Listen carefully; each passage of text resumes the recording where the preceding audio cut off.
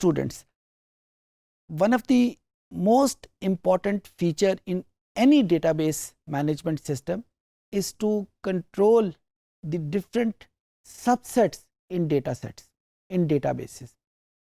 उन सबसेट्स को डिराइव करने में, उन सबसेट्स को टैकल करने में जो मोस्ट इम्पॉर्टेंट कमांड हमें हेल्प करती है वो इफ़ की कमांड है. यानी if this is so then what happen, if this is so then what happens.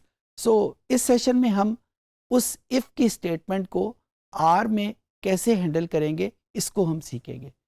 Are में इफ़ की स्टेटमेंट के 2-3 वर्जन्स हैं, कुछ एक्सप्लिसिट हैं और कुछ इम्प्लिसिट है. यानी कुछ में हम इफ़ की स्टेटमेंट को इफ़ के नाम के साथ यूज़ करते हैं और कुछ में हम इफ़ की स्टेटमेंट को इफ़ के नाम को यूज़ किए बगैर यूज़ करते हैं. तो आइए हम कंप्यूटर स्क्रीन पे चलते हैं और देखते हैं कि आर में कंट्रोल स्टेटमेंट कैसे डेवलप करते हैं, कहाँ पे इफ़ का इस्तेमाल होता है और कहाँ पे इम्प्लिसिटली हम इफ़ को यूज़ कर रहे होते हैं. जी स्टूडेंट्स, ये मैंने एक फ़ाइल ओपन की हुई है जो सैम्पल डेटा फ़ाइल है. डेटा में मैंने उसको हाईलाइट भी किया हुआ है. एम्प्टी कार्स के नाम की वो फ़ाइल है और उसके कंटेंट आपके सामने ओपन है. ये मुख्तलिफ़ गाड़ियों का मुख्तलिफ़ करैक्टरिस्टिक फ़ीचर, उनके माइल्स पर गैलन, एक गैलन में वो कितने माइल करती हैं, उनके नंबर ऑफ़ सिलेंडर, उनका इंजन डिस्प्लेसमेंट, हॉर्स पावर, यानी मुख्तलिफ़ करैक्टरिस्टिक वैल्यू इसमें मौजूद हैं. और ये इन टोटल मुझे इस वक्त पता नहीं कि कितनी गाड़ी हैं. तो लेट्स सी, हम एक फंक्शन इस्तेमाल करते हैं ताकि हमें पता चल जाए कि इनमें डेटा में कितनी गाड़ी हैं. तो मेरे अगर क्वेश्चन को आप गौर करें, मैं नंबर ऑफ़ वेरिएबल यहाँ पे नहीं जानना चाह रहा, मैं ये जानना चाह रहा हूँ कि इस पर्टिकुलर डेटा सेट में कितनी गाड़ी हैं.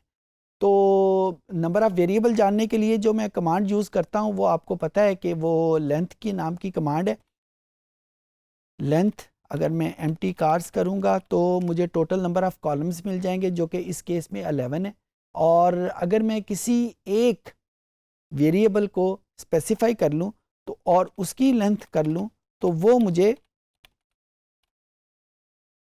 उस पर्टिकुलर डेटा में कितनी वैल्यूज़ हैं. यहाँ पे एम्प्टी कार्स $MPG लिखा है और ये मुझे मेंशन कर देगा कि उसमें कितनी गाड़ियाँ. तो यहाँ से मुझे पता चल गया कि ये 32 गाड़ियाँ जिनका मेरे पास मुख्तलिफ़ हवालों से डेटा मौजूद है.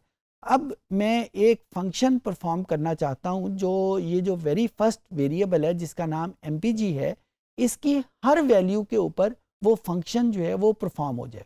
क्या फंक्शन हो कि MPG का स्क्वायर के नाम की मेरे पास एक और कॉलम बन जाए. अच्छा, जब मैं कॉलम का नाम लेता हूं तो मुझे सबसे पहले आर को बताना पड़ेगा कि जो वैल्यूज़ मैं इंट्रोड्यूस करवाना चाहता हूं वो एक वैल्यू नहीं है, वो 2 वैल्यूज़ नहीं है. तो मुझे पहले बताना पड़ेगा कि उस वेरिएबल में कितनी वैल्यूज़ आ रही हैं. वो कितनी वैल्यूज़ के लिए जो मैं टर्म यूज़ करता हूँ वो अरेज़ के नाम की टर्म मौजूद है. अरे, बल्कि इसको हम स्टार्ट करेंगे x इज़ इक्वल टू अरे. तो अरे बेसिकली एक कंप्यूटर वर्ड है और इसका मतलब क्या होता है कि जब हम एक वैल्यू की बजाय एक से ज़्यादा वैल्यूज़ को कंप्यूटर के किसी ख़ास पोर्शन में एक सेट बना के स्टोर करना चाहते हैं तो हम अरे की कमांड को यूज़ करते हैं. अब अरे कितनी वैल्यूज़ उसको स्टोर करना चाहता हूँ, 32 वैल्यूज़ को स्टोर करना चाहता हूँ. तो ये मुझे 32 वैल्यूज़ मैं यहाँ पे इस कमांड के ज़रिए उसको स्टोर कर लेता हूँ. अब x में 32 वैल्यूज़ मेरे पास आ गई. अगर x को क्लिक करूँगा तो मेरे पास 32 के उसने उसका साइज़ मुझे बता दिया. अब उसके बाद मैं फंक्शन यूज़ करूँगा. पहले मैं आपके सामने वो फंक्शन लिख देता हूँ. जो फंक्शन यूज़ करेंगे, अभी थोड़ी देर पहले मैंने आपको बताया कि जो इफ़ की कमांड है वो 2 हवालों से यूज़ होती है, एक इम्प्लिसिटली और एक एक्सप्लिसिटली. तो मैं क्योंकि ये कमांड जो है वो x की हर वैल्यू के लिए यूज़ करना चाहता हूँ और इस अरे की हर वैल्यू के लिए यूज़ करना चाहता हूँ, तो मैं यहाँ पे फॉर लूप, ये टेक्निकल टर्म मैं आपके सामने यूज़ कर रहा हूँ, इसको हम फॉर लूप कहते हैं. फॉर की कमांड यूज़ करूँगा, फॉर आई इन 1 to 32. अब मैंने ये कंप्यूटर को क्या कमांड दी है कि ये फंक्शन जो इस कमांड के बाद लिखा जाएगा वो आई की तमाम वैल्यूज़ जो कि 1 से लेकर 32 तक के उनके ऊपर अप्लाई हो जाए। आई की तमाम वैल्यूज़ जो कि 1 से 32 तक हैं उनके ऊपर अप्लाई हो जाए। यहाँ पे मैं आई इन 2 to 32 लिख दूंगा तो इसका मतलब हो जाएगा कि आई की तमाम वैल्यू जो 2 से लेकर 32 तक हैं उनके ऊपर अप्लाई हो जाए। इस वक्त मैंने लिखा है कि आई की तमाम वैल्यू जो कि 1 से लेकर 32 तक हैं उसके ऊपर अप्लाई हो जाए। अब यहाँ पे मैंने कमांड लिखी x और x के आगे मैंने स्क्वायर ब्रैकेट यूज़ की है। स्क्वायर ब्रैकेट का क्या मतलब होगा कि अब यहाँ पे कोई फंक्शन नहीं है बल्कि x के अंदर जो डेटाबेस है उसके ऊपर फोकस कर रहा है और x के आगे क्योंकि कोई कॉमा मैंने यूज़ नहीं किया है तो इसका मतलब है कि यहाँ पे रोज और मैट्रिक्स इकट्ठी नहीं है बल्कि या तो सिर्फ रो है या सिर्फ मैट्रिक्स है और x और इसकी वैल्यू i है। जब ये फंक्शन पहली मरतबा इस्तेमाल होगा तो i की वैल्यू 1 होगी, जब ये फंक्शन दूसरी मरतबा चलेगा तो इस i की वैल्यू 2 हो जाएगी और इसी तरीके से चलते चलते ये 32 तक ये फंक्शन अप्लाई होगा और ये वैल्यू क्या बन जाए, ये MPG का स्क्वायर आ जाए, जो कि अभी मैंने आपको बताया था कि मेरी रिक्वायरमेंट है कि मैं x की MPG की हर वैल्यू का स्क्वायर ले लूँ। इसको जब मैंने क्लिक किया तो यहाँ पे इसने मुझे गलती दी। आप आइडेंटिफाई कर सकते हैं कि इसने क्या गलती की? जी, आप डेफिनेटली आपने पकड़ लिया होगा कि MPG तो उसको पता ही नहीं चला कि MPG कहाँ से आया है। MPG तो मुझे यहाँ पे लिखा हुआ नज़र आ रहा है लेकिन वो किस डेटाबेस से उसका ताल्लुक है, उसका एम्प्टी कार से ताल्लुक है। तो जब तक मैं कंप्यूटर को ये नहीं बताऊंगा कि MPG वेरिएबल एम्प्टी कार से आया है उस वक्त तक कंप्यूटर को तो पता ही नहीं चलेगा और या उस एम्प्टी कार्स को मुझे अटैच करना पड़ेगा कि कंप्यूटर को पता चलना शुरू हो जाए कि अब जो भी वेरिएबल आएगा वो इस पर्टिकुलर डेटाबेस से आएगा। तो अब इस कमांड को हम चेंज करेंगे, एम्प्टी कार्स को मेंशन करेंगे। अच्छा, अब एम्प्टी कार्स को मेंशन यहाँ पे हमने किया ताकि ये पता चल जाए कि ये MPG का वेरिएबल जो है ये एम्प्टी कार्स से आया है। दूसरी जो गलती यहाँ पे हो रही है शायद आप लोगों ने नोट की हो कि यहाँ तो मैंने x के बाद i का वर्ड लिख दिया है ताकि कंप्यूटर को पता चल जाए कि x की पहली वैल्यू का मतलब क्या होगा, x की दूसरी वैल्यू का मतलब क्या होगा, x की तीसरी वैल्यू का मतलब क्या होगा। लेकिन MPG में मैंने सिर्फ MPG लिखा है।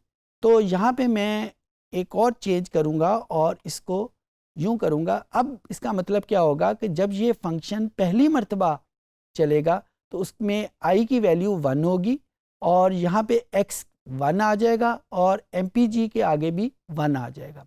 यहाँ पे दूसरी मर्तबा जब ये फंक्शन अप्लाई होगा तो i की वैल्यू 2 होगी, यहाँ पे x 2 आ जाएगा और MPG में भी 2 आ जाएगा। सिमिलरली ये 32 वैल्यूज़ तक जाते हुए ये फंक्शन सारी वैल्यूज़ को बारी बारी चेंज करता जाएगा। इसको अगर मैं अप्लाई किया इस फंक्शन को तो अब मेरे पास ये फंक्शन अप्लाई हो गया। x की वैल्यूज़ को जब मैं देखना चाहूँ तो ये मेरे पास x की सारी वैल्यूज़ वहाँ पे लिखी हुई आ गई जो कि हर MPG की वैल्यू का स्क्वायर है। अब अगर मैं इस x की वैल्यू को उस एम्प्टी कार के साथ लिखना चाहूँ, एम्प्टी कार को अगर मैं लिखूँ तो ये मेरे पास उनकी 32 वैल्यूज़ हैं। बाय द वे, क्या आपके जहन में कोई ऐसी कमांड है कि मैं ये सारी वैल्यूज़ की बजाय सिर्फ चंद एक रोज़ लिखूं? जी बिल्कुल, पिछले सेशन में हमने सीखी थी कि मैं अगर इसको 1 to 5 कॉमा कर देता हूं तो इसका मतलब क्या होगा कि वो फर्स्ट 5 रोज़ शो करेगा और कॉमे के बाद मैंने क्योंकि कुछ नहीं लिखा तो इसका मतलब है वो सारे कॉलम इसके शो कर देगा। तो ये मेरे पास फर्स्ट 5 इसकी रो आ गई। अब मैं ये चाहता हूँ कि यहाँ पे MPG से पहले x का कॉलम भी लिखा हुआ आ जाए तो उसकी कमांड हमारे पास मौजूद है, सी बाइंड हम यूज़ करते हैं। सी बाइंड का मतलब है, सी का मतलब तो आपको मैंने पहले बताया हुआ है कंबाइन, और बाइंड किसको करना है, हम बाइंड करना है सबसे पहले x को बाइंड करना है एम्प्टी कार्स के साथ। तो यहाँ पे x जो मैंने पहले वेरिएबल बनाया था इसको बाइंड मैंने कर लिया एम्प्टी कार के साथ और इसको जब मैंने एंटर किया तो ये मेरे पास उसका आंसर आ जाएगा। ये क्योंकि इसकी विड्थ कम थी तो लिहाजा उसने कॉलम को नीचे लिख दिया। तो यहाँ पे मेरे पास x का कॉलम पहले लिखा आ गया, MPG और फिर वो जो सारे वेरिएबल लिखे आगे। अगर इस x को मैं यहाँ पे एंड पे लिखना चाहता हूँ तो ये कमांड जो है वो ऑटोमेटिकली बाद में आ जाएगी। अच्छा, ये तो एक तरीका था इफ़ की कमांड को या कंट्रोल की कमांड को बताने का। हमने इफ़ का नाम यूज़ नहीं किया, लेकिन यहाँ पे इफ़ का सारा स्ट्रक्चर अप्लाई हो रहा है कि if i is equal to 1 तो ये फंक्शन हो जाए, if i is equal to 2 तो ये फंक्शन हो जाए, एंड देन सो ऑन। एक आसान तरीका आर में और भी है, वो हर जगह पे तो अप्लाई नहीं होता, लेकिन बहुत सारी जगहों पे वो अप्लाई हो जाता है। यानी मैंने x एक ऐसा वेरिएबल बनाना था जिसमें MPG की सारी वैल्यूज़ का स्क्वायर हो, तो इसको मैं बड़े आसान तरीक़ों से लिख सकता था। x is equal to empty cars MPG square. तो ये एक सिंपल मेथड है और इसमें भी x की वही वैल्यू सारी आ जाएंगी। ये एक सिंपल मेथड है जिसमें R ने वो जो फॉर लूप है उसको मिनिमाइज करके एक कमांड में कर दिया। तो अगर हम R के अलावा किसी और लैंग्वेज में जाते हैं तो हमें वो पूरा फॉर का लूप लिखना पड़ता है डेटाबेस की हर वैल्यू के ऊपर ऑपरेशन करने का। लेकिन यहाँ पे R में हमें एक एडिड फैसिलिटी मिल गई कि हम उसको वैसे भी यूज़ कर सकते थे। अब यहाँ पे मैं आपको गूगल के थ्रू, अगर हमें भूल गया है कि फॉर कैसे अप्लाई होता है, फॉर का नाम तो हमें याद है लेकिन हमें ये नहीं पता कि फॉर को मैंने अप्लाई कैसे करना है, तो हम गूगल सर्च बॉक्स ओपन करेंगे और सर्च बॉक्स में आसान तरीके से आर हेल्प और उसके बाद फॉर लूप, यानी जो मैंने अप्लाई करना है वो मैंने यहाँ पे लिख दिया। तो अब मेरे पास एक से ज़्यादा स्टेटमेंट्स आ जाएंगी, एक से ज़्यादा फाइल्स आ जाएंगी, और जैसे उसको अप्लाई करते हुए जिस तरह यहाँ पे वेरी फर्स्ट को उसको मैं क्लिक किया तो मेरे पास एक पूरी वेबसाइट ओपन हो जाएगी जो कि मेरी हेल्प करेगी आर की फॉर लूप को अप्लाई करने में। तो इस तरह की बहुत सारी साइट्स हैं जो कि आर को हेल्प करने के लिए हमारे लिए मौजूद हैं। हमें कोई किताब खरीदने की ज़रूरत नहीं है, किसी ख़ास जगह पे जाने की ज़रूरत नहीं है, क्योंकि आर अभी थोड़ी देर पहले मैंने आपको बताया कि ऐसा पैकेज है जो कि वाइडली यूज़ होता है, हर बंदा इसको यूज़ कर रहा है, हर बंदा इसमें मुख्तलिफ मॉड्यूल्स ऐड कर रहा है। हो सकता है इस कोर्स के बाद आप अपनी ज़रूरत के मुताबिक कोई एक लाइब्रेरी, कोई एक मॉड्यूल डेवलप करें और फिर उसको आर का हिस्सा बना दें। अगले सेशन में मैं आपको ये भी बताऊंगा कि हम आर में लाइब्रेरी डेवलप करने की तरफ कैसे मूव इन करेंगे। इस लेक्चर तक तो मैं सिर्फ आपको हेल्प फाइल तक मैंने लिमिट रखा है ताकि आपको ये पता चल सके कि अगर हमने कोई फंक्शन आर के ऊपर करना है और हमें याद नहीं आ रहा कि उसकी लैंग्वेज क्या थी, उसका स्ट्रक्चर क्या था, किस चीज़ को पहले लिखना है, किस चीज़ को बाद में लिखना है, किस चीज़ को दूसरी लाइन में लिखना है, तो आसानी के लिए हम गूगल को यूज़ कर सकते थे। अच्छा, यहाँ पे एक और फंक्शन मैं आपको बता दूँ। पिछले किसी सेशन में मैंने आपको बताया था कि आर में इनपुट देने के लिए ये एडिटर भी मौजूद है और यहाँ पे हम एक सिंटेक्स भी यूज़ कर सकते थे। वो कैसे यूज़ होगा, अभी आपने देखा कि मैंने जब ये फंक्शन अप्लाई किया तो मैंने 2-3 लाइनें लिखी थी। अरे से ये काम शुरू हुआ था, दूसरे नंबर के ऊपर मैंने फॉर का लूप लगाया, आई इन 1 to 32, और उसके आगे मैंने वो फंक्शन जो भी था वो मैंने लिख दिया।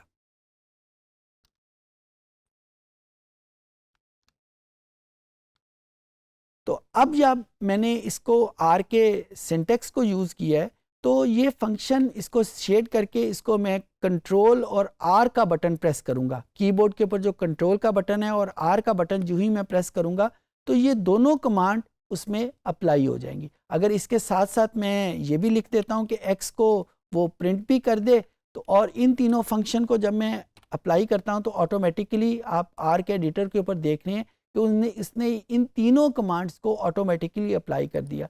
तो ये मेरे पास डुअल फंक्शनैलिटी मौजूद है। अगर हमने कोई कमांड यूज़ करनी है जो कि सिर्फ एक स्टेटमेंट के ऊपर है तो हम ये आर कंसोल यूज़ कर सकते हैं, वो हमारे लिए आसान है।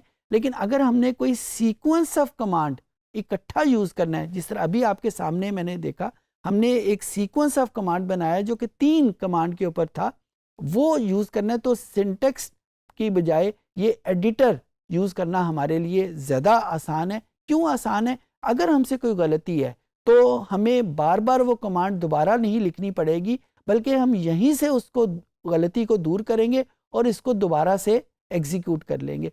जबकि कंसोल के ऊपर अगर हमसे कुछ गलती हो गई तो हमें नए सिरे से वो काम दोबारा करना पड़ेगा, जबकि यहाँ पे वो काम नए सिरे से नहीं करना पड़ेगा, बल्कि वो कमांड जहाँ पे वो गलती हुई है वहाँ से हम उसको ठीक करके आगे चलेंगे।